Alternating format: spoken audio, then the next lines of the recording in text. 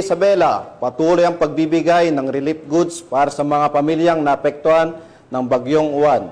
Patrolwoman Jerilyn Colico, ibalita mo. Tuloy ang aktibong pakikilahok ng mga tauhan ng Santa Maria Police Station sa pangunguna ni Police Executive Master Sergeant Rolly L. Carinugan, Municipal Executive Senior Police Officer sa pagtulong sa pamahalaang lokal ng Santa Maria Isabela na pinamumunuan ni Mayor Michael Abraham Pagitan sa pamamahagi ng mga ayuda sa mga apektadong barangay ng Bagyong Uwan kahapon, ika-13 ng Nobyembre nitong taon.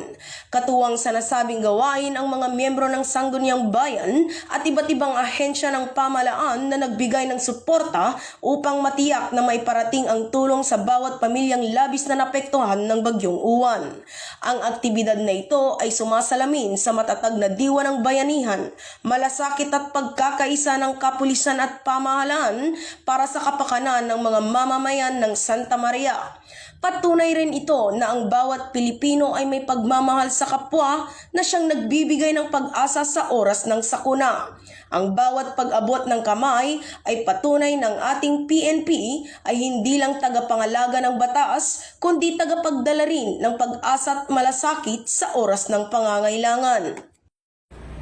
Mula dito sa lalawigan ng Isabela, ako ang inyong Police News Network Correspondent, Patrolwoman Jerilyn Colico. Alagad ng batas, tagataguyod ng balitang pulis.